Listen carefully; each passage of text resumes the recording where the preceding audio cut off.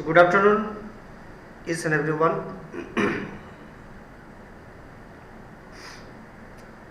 So I hope that the poem which is shown here already it is taught to you. The Schoolboy by William Blake.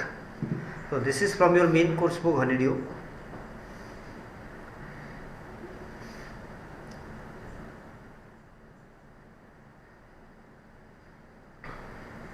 So Sandhya Mulichandani, I hope that the poem is already taught to you. So syllabus already it is over, okay. So the Great Stone Face part 1 and part 2 we have left out, okay, because we have removed from the syllabus, okay, current syllabus.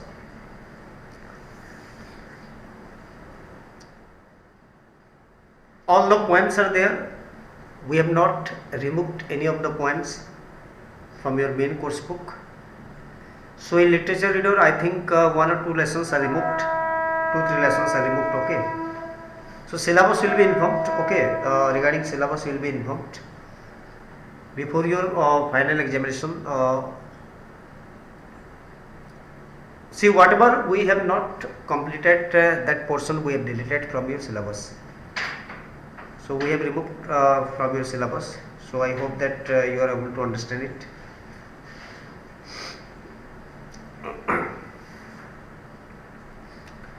So today I am showing you the poem, and I will just ask you, certain questions based on the poem, and let me check out, how many students are able to understand it. How many of you have already understood this? The Schoolboy by William Blake. You see the first stanza, I love to rise in a summer morn when the birds sing on every tree. The distant huntsman winds his horn and the skylark sings with me. Oh, what a sweet company.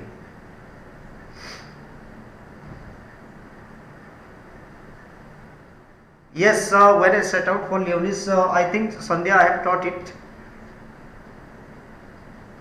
Leonis one, do I have taught you or not when I set out for Leonis? I hope that that poem is already completed also. OSP, do I have taught you?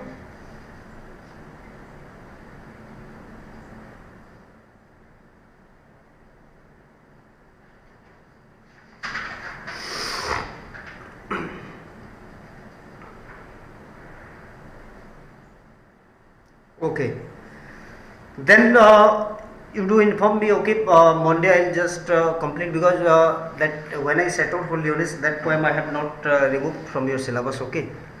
So I thought that it is already completed, so that portion I will just cover up. So this poem already I have told you, so let me ask you questions here, and you try to answer whether you have understood it or not, we'll see it. So who can tell me, OSP, can you tell me the meaning, the distant huntsman winds his horn? What is the meaning, who can tell me? Shubham, can anyone explain, write in a line, the distant huntsman winds his horn. What is the meaning?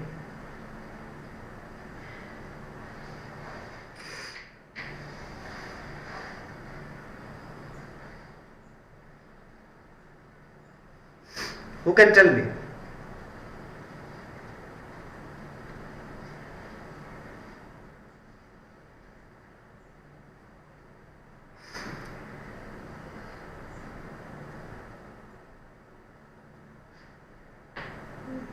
No.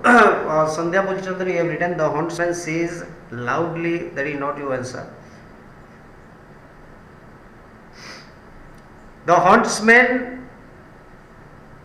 is blowing his pipe. That you have to understand. At a particular distance, okay, from a distance, you can, or the child or the poet, is able to hear the sound, the huntsman is making or blowing pipe. Yes, Sandhya, now you are correct. As the poet wakes up, he hears the sound of huntsman. Yes. So the speaker in the poem is a schoolboy, school-going child, and William Blake, it has been derived from its collection of poems like Songs of Experience and Songs of Innocence. Okay, because I discussed also with you previously that William Blake is a pre-romantic poet. So he has divided the collection of poems into two categories. One is Songs of Innocence and another one Songs of Experience. So this is from Songs of Innocence, the schoolboy.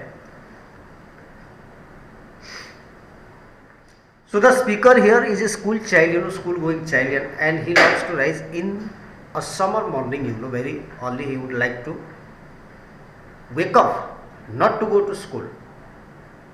Normally children are waking up early in the morning just to attend classes, but here the speaker is a very different person, the child is a very different kind of child, you can understand.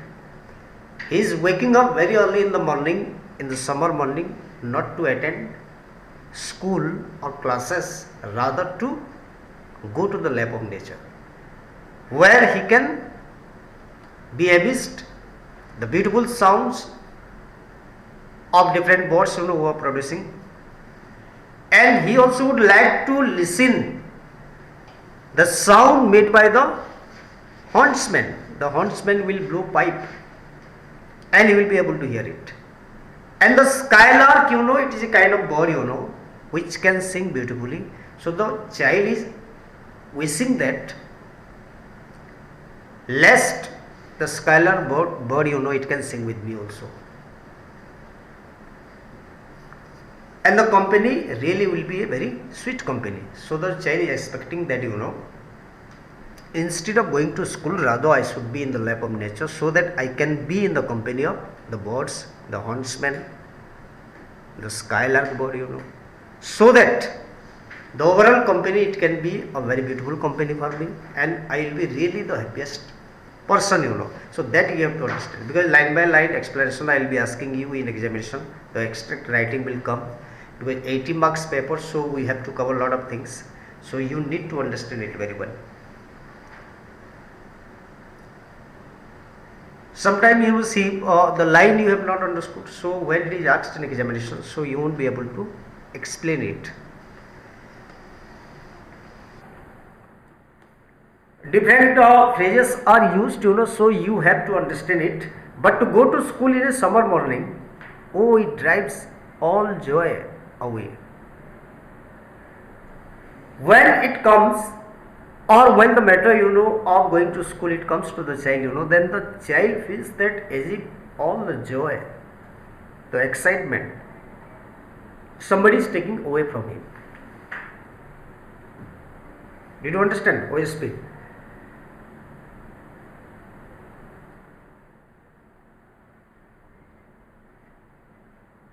Whenever we discuss, or whenever someone is discussing going to school in a summer morning, the child feels it very well. The child feels himself that, as if somebody is going to snatch away the freedom, as if the complete freedom is taken away from the child. Oh, it drives all joy away. Who can explain the line? Suppose this might come in examination. What is the meaning of the line? Under a cruel eye outworn.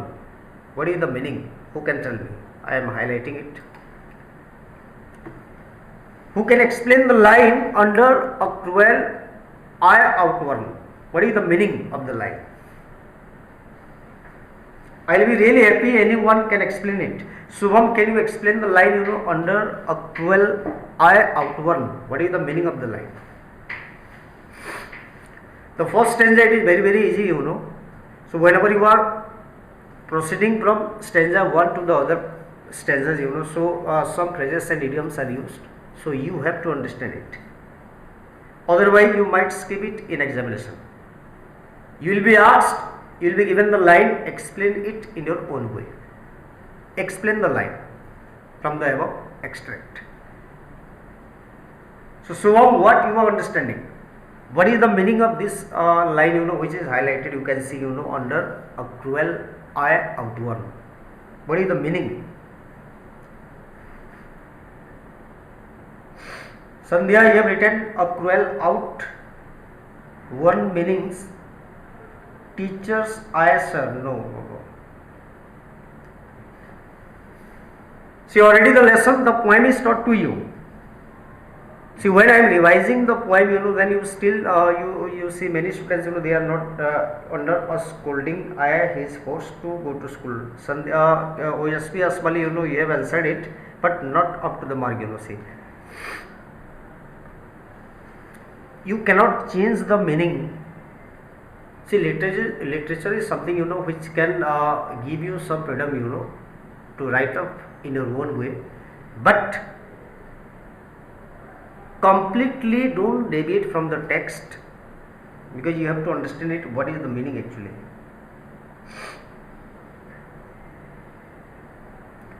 No, Siddhika Hanumante, no. You have answered it, the text one, but I am asking you to explain it in your own way. Okay, the meaning, Siddhika, whatever you have written, that is a correct answer, means a lot of work from school and no time to play. That can be the meaning. But if I ask you to explain it in your own way, then how in different way you can explain it in examination? See, whatever it is explained to you or in text available, if you write it, then marks will be given. But the children who are writing in their own way, they are understanding it in a different way. So they will be, of course, given good marks or better marks than you.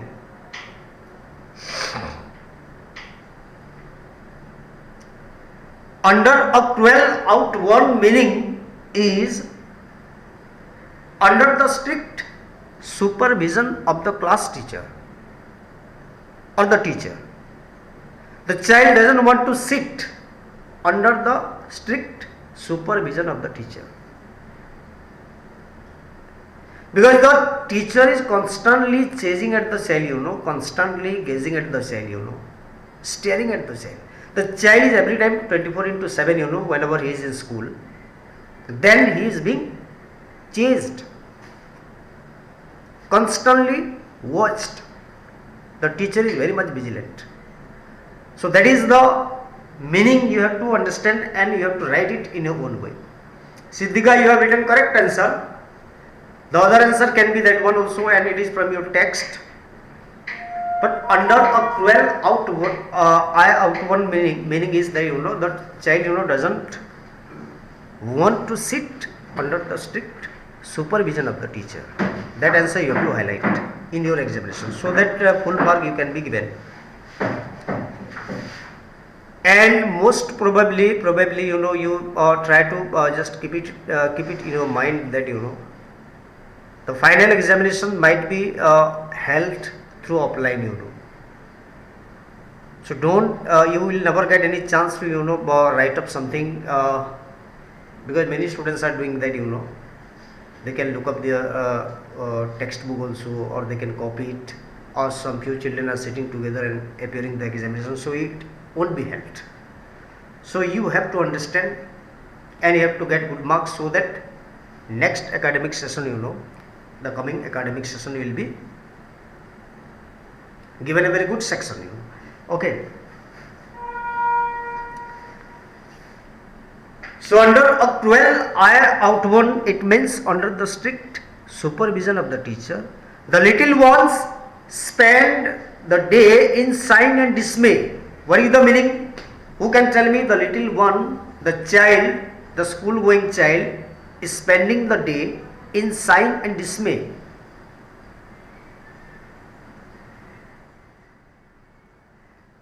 Under a 12 out one meaning is OSP, under the strict supervision of the teacher, because the teacher is constantly gazing at the child in classroom,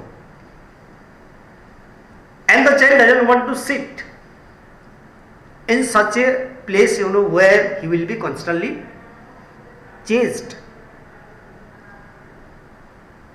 or he doesn't want, the child does not want that somebody should monitor him each and every time. Nobody likes it.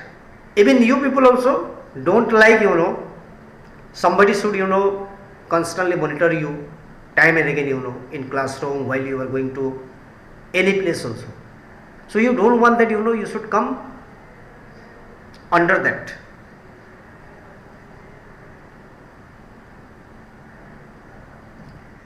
The little ones spend the day in sign and dismay. It means, what is happening to the child?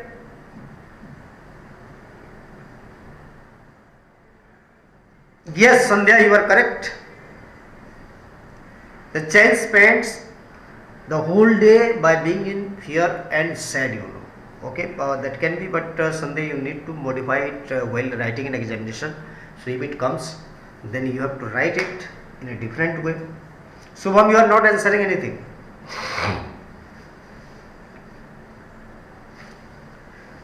Now, Shubham, you answer, the little ones spend the day in sighing and dismay. The meaning you tell me. Okay, OSP, you have already answered it. The child spends his whole day upset and fear. Okay, very good. Because each and every one should write it in his or her way, Because we are giving you freedom. You are understanding the text. Don't write up, anything, what the teacher is explaining to you. You can write in your own way also. And you will be given full mark. The little one, how the child is spending the whole day in sighing and dismay, each and every hour it seems very much anxious for the child, As if the child is spending the whole day. Even an hour if the child is spending in classroom, it seems that as if the child is passing the complete day in school, Really it is very much hectic, monotonous, dull, dark, for the child. So spending the day in sighing, lot of confusion is there. He is in a state of confusion, in doubt, what to do actually. He is not able to decide, because the mind, it doesn't work. When the child is forcibly sent to school, then the mind, it stops, thinking, and is spending the day in sighing and dismay, looking here and there, as if the child has no interest in classroom. Many students we have seen in our classroom also, when the teacher is explaining something, or the teacher is teaching inside in the classroom, then you have seen how many children are getting distracted. They will start looking up, they will be peeping through the window, looking out, somewhere else. So it happens. It means that the lecture or the classroom itself is very boring for them.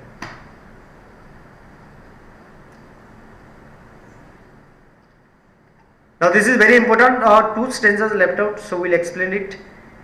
Then at times, I drooping sit and spend many an anxious hour, nor in my book can I take delight, nor sit in learning bower. So this is these two lines are very, very important, who can tell me? I'll be really happy anyone can explain the line, or then at times, I drooping sit. What is the meaning? OSP, can you tell me what is the meaning I drooping sit?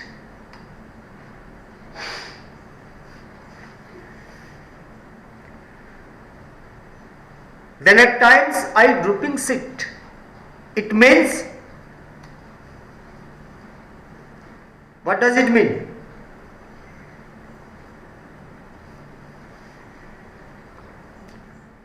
Whatever the poems are there in your textbook, it can be your reader book, it can be your main course book, each and every line you have to understand. Otherwise, see, you are not going to write it well in examination, and don't expect that marks will be given in that way. If you have written really well, some creativity is there, you have understood it, has written in your own way, then only good marks will be given, because that will be your final examination.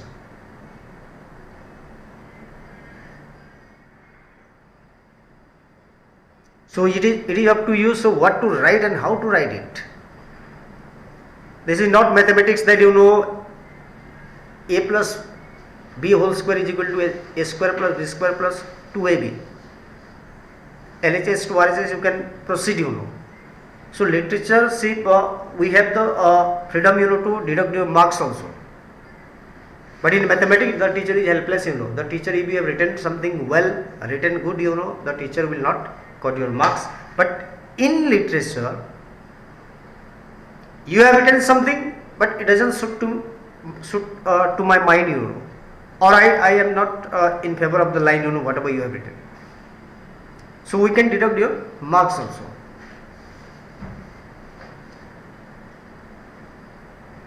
Okay, Sandhya, you have written, you know, Ojasvi, you have written, you know, the poet tries to say that that unwillingly he sits. No, that is not the meaning, Ojasvi. Sandhya Mulchandan, you have written the child hang or bend themselves and sit and spend anxious hour, you know.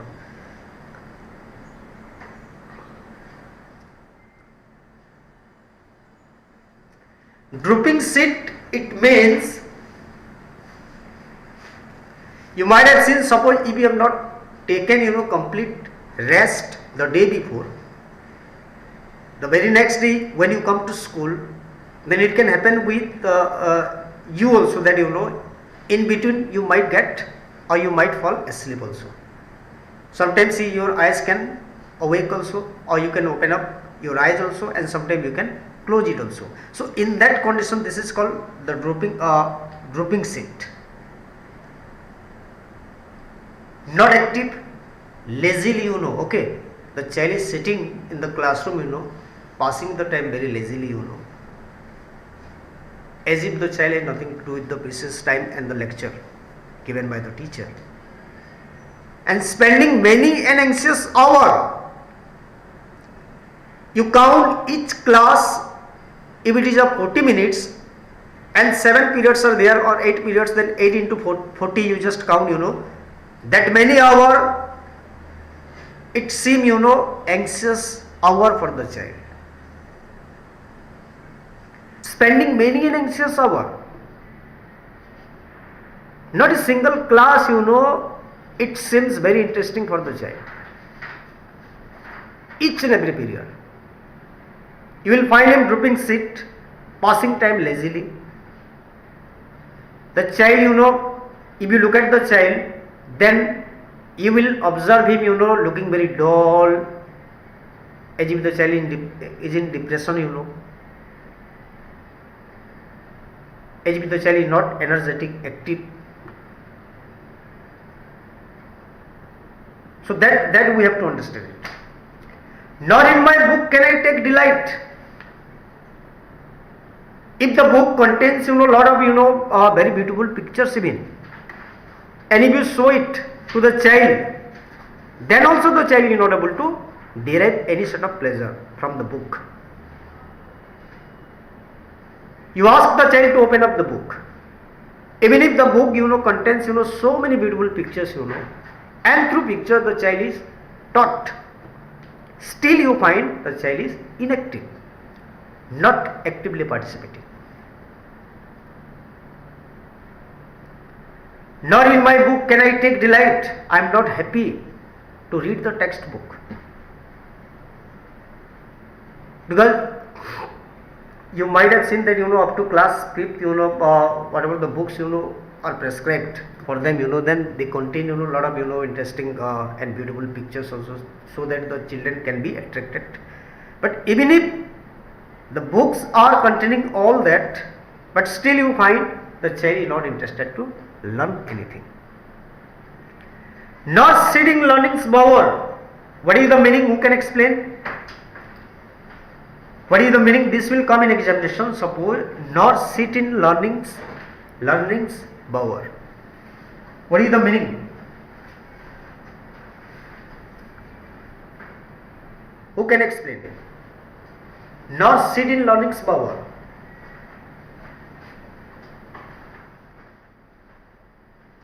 See, after an interval, see, long interval, when I am discussing the poem with you, but you see still many students are in doubt. It means that, you know, once it is taught, that you are not revising also at home. Sandhya, he does not have, not he don't has. Not sitting learning's bower, it means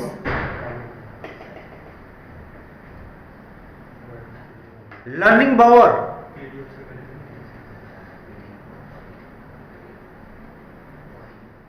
The beautiful lesson it is going on in the classroom, the teacher is teaching and explaining. The meaning you have to understand, while the teacher is teaching and explaining beautiful things in classroom, you find no interest in the child, nor said in learning's power. It means when the lesson is imparted or when the lesson is going on in the classroom, okay, both the teaching and learning process, both are happening in the classroom, but you find the child is not participating actively or the child has no interest in that. Learning is happening in the classroom. Learning is happening in the classroom, so when it comes in examinations, you have to understand that teaching and learning both are happening in the classroom, but the child is not able to sit with patience in the classroom. The teacher is trying to show him the books. The child is not interested. The teacher is trying to explain it. The child is not interested. Nor sit in learning's bower, run through with the dreary shower.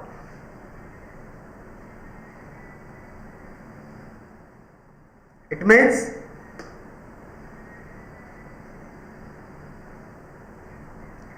no, OSP Ketan, OSP has been written, he cannot sit in learning position. No, OSP, this is not the meaning. Both the line mean not sit in learning's power, run through with the dreary shower. It means that there is a lot of knowledge, learning is happening in the classroom. So many teaching and learning processes are going on in the classroom. You have to understand both the line, the meaning I am explaining to you. Both the learning and teaching are happening in the classroom. Lots of knowledge exchange it is going on in the classroom, but the child is not able to sit at his place with patience, or he is not able to receive anything. It means that he is not interested. Knowledge is imparted in the classroom, teaching, learning happening in the classroom, but you find the child is in a very different place, in a different world. The child is in a different world.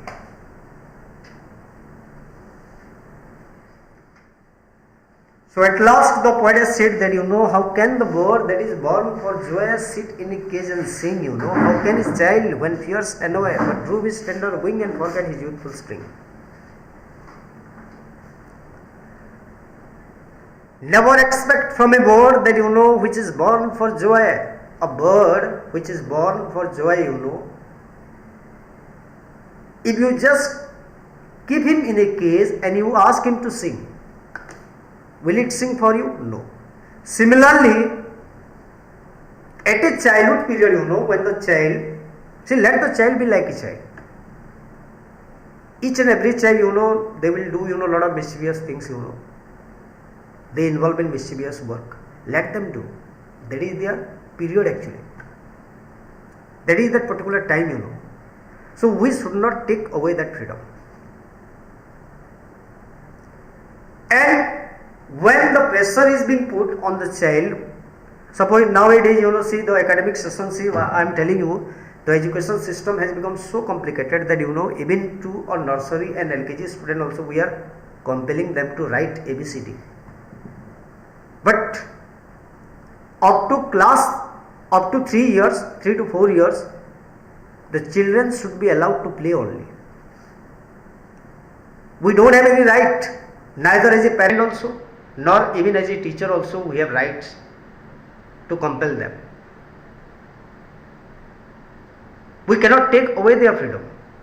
We have to understand that they are children and let them become like children. So how can a bird sing?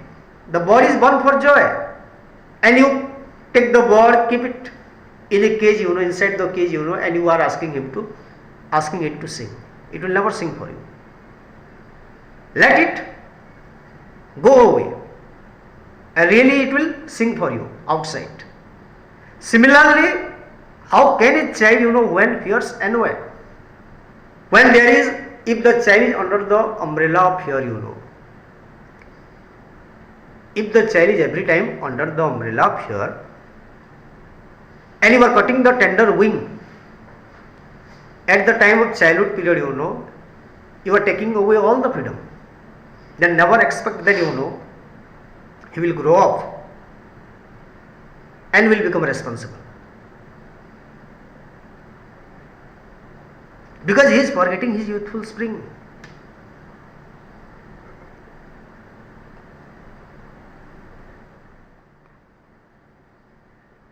If the child will suppose I am just giving you one example, the children who are growing up, and they are really distracted when they come to a particular age, that is only because of the childhood period. From the beginning, if we have been pressurizing them, then really you forget that the youth, that will be a beautiful youth for them. They will never be able to enjoy their youth life also, because they will be busy in that.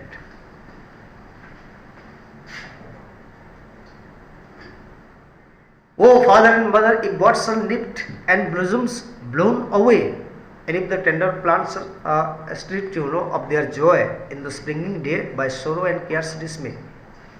Similarly, the last second stanza, it is a complaint from the child to his parents. Oh father and mother, because who are responsible for that? The father and mother. The parents who are compelling them. The parents who are compelling the child. So if buds are nipped before the plant it grows up, or it becomes, or it takes a bigger form, you are cutting the buds, then don't expect that the plant will grow up and it will be bloomed.